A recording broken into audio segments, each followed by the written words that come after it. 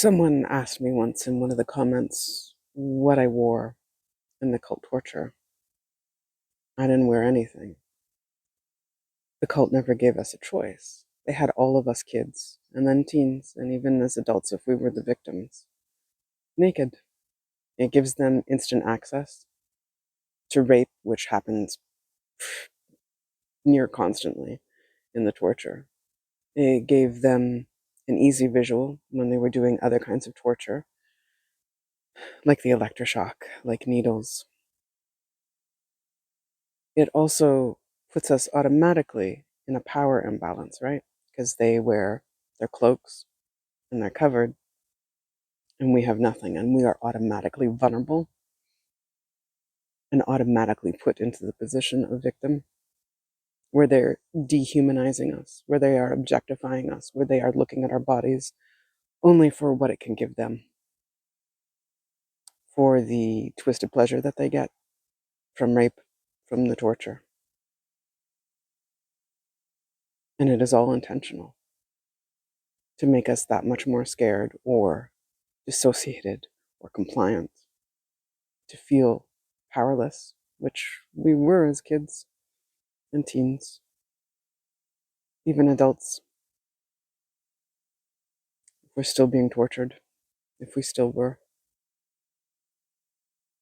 Everything that the cult does is so well thought out, is based on psychology, is based on what will create the greatest effect that they want to control us, to keep us submissive, to keep us silent and quiet,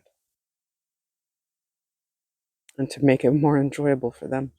The only time I remember being allowed to wear clothes was in the trafficking, where the people who rented us out, mostly men, but some women, got to choose the costumes that we would wear, that would titillate them the most, or that they would enjoy the most. And when we were taken for the trafficking, for renting out of our bodies to businesses and private homes for the wealthy, it's the only time I remember being allowed to wear clothes.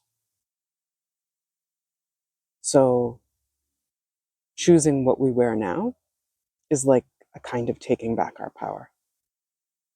I often wear jeans. It makes parts of me feel stronger, as if I have a little bit of armor, even though that doesn't actually make sense because, of course, jeans could be easily taken off for assault.